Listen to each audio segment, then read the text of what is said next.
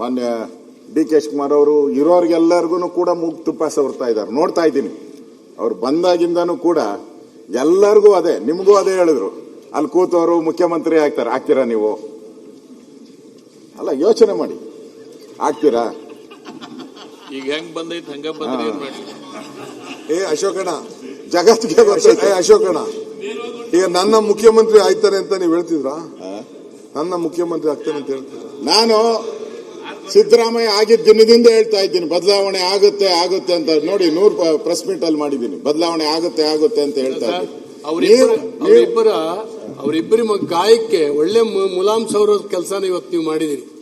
ಅವರಿಗೆ ಏನು ಮಂತ್ರಿ ಪದವಿ ಸಿಕ್ಕಬೇಕಾಗಿತ್ತು, ತಪ್ಪಿ ಹೋಗಿದ್ರಿಂದ ಏನು ದುಃಖ ಆಗಿತ್ತಲ್ಲ, ಅದಕ್ಕೊಂದು ಸಮಾಧಾನ ಮಾಡುವಂತಹದಕ್ಕೆ ಈ ವೇದಿಕೆಯನ್ನು ಚೆನ್ನಾಗಿ ಉಪಯೋಗಿಸ್ಕೊಂಡ್ರಿ, ಸಲ್ಯೂಟ್ ಇದೆ.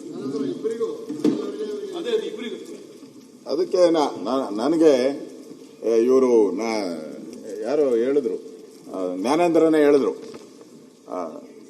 ಡಿ ಕೆ ಶಿವಕುಮಾರ್ ಅವರು ಬದಲಾವಟವ್ರೆ ಅಂತ. ಅವ್ರೇನು ಬದಲಾಗಿಲ್ಲ. ಅವರ ಏನಿದೆ, ಅವರ ಒಳಗಡೆ ಏನಿದೆ ಅದು ಹಂಗೆ ಇದೆ. ಏನ್ ಮಾಡಬೇಕು ಅದನ್ನೇ ಮಾಡ್ತಾರೆ ಅವರು. ಆದ್ರೆ ಎಲ್ಲರಿಗೂ ಈಗ ಕೊಡ್ತಾ ಇದಾರಲ್ಲ, ಮೂಗಿಗೆ ತುಪ್ಪ ಸವರ್ತಾ ಇದಾರಲ್ಲ, ಹಂಗೆ ಎಲ್ಲರಿಗೂ ತುಪ್ಪ ಸವರ್ಕೊಂಡು ಅವ್ರ ಕೆಲಸ ಏನಾಗಬೇಕು ಅದನ್ನ ಮಾಡ್ಕೊಂತಾರೆ ಅಷ್ಟೇ. ಲಾಸ್ಟ್ಗೆ ಅವ್ರಿಗೇನು ಕೆಲಸ ಆಗಬೇಕು ಅದನ್ನ ಗ್ಯಾರಂಟಿ ಮಾಡ್ಕೊಂತಾರೆ ಅವರು. ಆ ಚಾಕ್ಯತೆ ಮುಖ್ಯಮಂತ್ರಿಗೆ ಇದೆ. ಅದರಿಂದ ನಾನು ಇವತ್ತು ಅಭಿನಂದನಾ ಭಾಷಣದಲ್ಲಿ ವೈದ್ಯ ಅವರಿಗೆ ನಾನು ಶುಭ ಕೋರ್ತೀನಿ, ಒಳ್ಳೇದಾಗ್ಲಿ. ನಿಮ್ಮ ಉಪಾಧ್ಯಕ್ಷರ ಸ್ಥಾನ ಅದು ಒಂಥರ ಗೌರವಯುತವಾದ ಸ್ಥಾನ. ತಾವು ಕೂಡ ಅವಕಾಶ ಆದಾಗ ಅವ್ರು ಕೊಡಿ. ನಮ್ಮ ಖಾದರ್ ಸಾಹೇಬರು ಮಾಡ್ದಂಗೆ ಮಾಡಕ್ ಹೋಗ್ಬೇಡಿ. ಬಂದು ಕೂತ್ಬಿಟ್ರೆ ಎದ್ದೊಳ್ತಾನೆ ಇರಲ್ಲ ಮನುಷ್ಯ. ಪಾಪ ಇವರು ನನ್ನ ಕಡೆನೇ ನೋಡ್ಕೊಂಡು ಕೂತಿರೋರು ಉಪಾಧ್ಯಕ್ಷರು, ರುದ್ರಪ್ಪ ಅವರು. ನೀವ್ ಹಂಗ್ ಮಾಡ್ಕೊಡ್ಬೇಡಿ. ಖಾದರ್ ಅವರು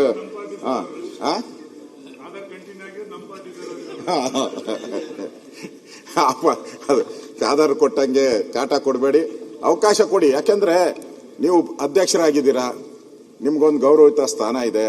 ನಿಮಗೆ ಕಮಾಂಡಿಂಗ್ ಕಾನ್ಸ್ಟಿಟ್ಯೂಷನಲ್ಲಿ ಒಂಥರ ಜಡ್ಜ್ ತರ ನೀವು ಈಗ.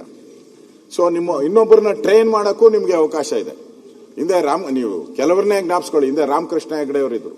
100 ಜನ ಅವರು ನಾಯಕರನ್ನ ತಯಾರು ಮಾಡಿದ್ರು. ನಾನು ನೋಡಿದ ರೀತಿ 100 ಜನ ನಾಯಕರು ಅವರು ಇವತ್ತು ಎಲ್ಲಾ ಪಾರ್ಟಿಯಲ್ಲೂ ಇದ್ದಾರೆ, ಬೇರೆ ಬೇರೆ ಪಾರ್ಟಿಯಲ್ಲೂ. ರಾಮಕೃಷ್ಣ ಹೆಗಡೆ ಮಾಡೆಲ್ ನಮ್ಗೆ ಅವರು. ಆ ಥರದವ್ರು ಬಹಳ ವಿರಳ, ಬೆಳೆಸೋವಂಥವ್ರು ಬಹಳ ವಿರಳ. ಅದರಿಂದ ತಮಗೂ ವಿನಂತಿ ಮಾಡ್ತೀನಿ, ಅವಕಾಶ ಸಿಕ್ಕಿದಾಗೆಲ್ಲ ವೈದ್ಯರಿಗೂ ಒಂದು ಚಾನ್ಸ್ ಕೊಟ್ಟು ಅವರು ಒಂದು ಸ್ವಲ್ಪ ಅಧಿವೇಶನ ನಡೆಯುವಂತ ಒಂದು ಚಾಕ್ಯತೆ ಅವರೂ ಪಡೀಲಿ. ಮುಂದೆ ಅವರು ಸ್ಪೀಕರ್ ಆಗ್ಬೋದಾ? ಸ್ಪೀಕರ್ ಆಗೋ ಯೋಗ ಏನಾನ ಬಂದ್ರೆ ಅವರು ಕೂಡ ಸ್ಪೀಕರ್ ಆಗ್ಲಿ. ವಿಧಿ ಸಂಕಲ್ಪ ಅಂತ ಅವ್ರು ಹೇಳ್ತಾ ಇದ್ದಾರೆ. ವಿಧಿ ಸಂಕಲ್ಪ ಇದೆ ಅಂತ. ವಿಧಿ ಸಂಕಲ್ಪ ಏನಿದೆಯೋ ಅದಾಗ್ಲಿ. ನಾನು ಶುಭ ಕೋರ್ತೀನಿ. ಮತ್ತೊಮ್ಮೆ ನನಗೆ ಅಭಿನಂದನಾ ಸಲ್ಲಿಸೋದಕ್ಕೆ ಅವಕಾಶ ಕೊಟ್ಟಿದ್ದಕ್ಕೆ ತಮಗೆ ಧನ್ಯವಾದ ಹೇಳಿ ನನ್ನ ಮಾತು ಮುಗಿಸ್ತಾ ಇದ್ದೀನಿ. ಕರ್ನಾಟಕ ನ್ಯೂಸ್ ಬೀಟ್ ಫಾಲೋ ಮಾಡಿ, ಸಬ್ಸ್ಕ್ರೈಬ್ ಮಾಡಿ.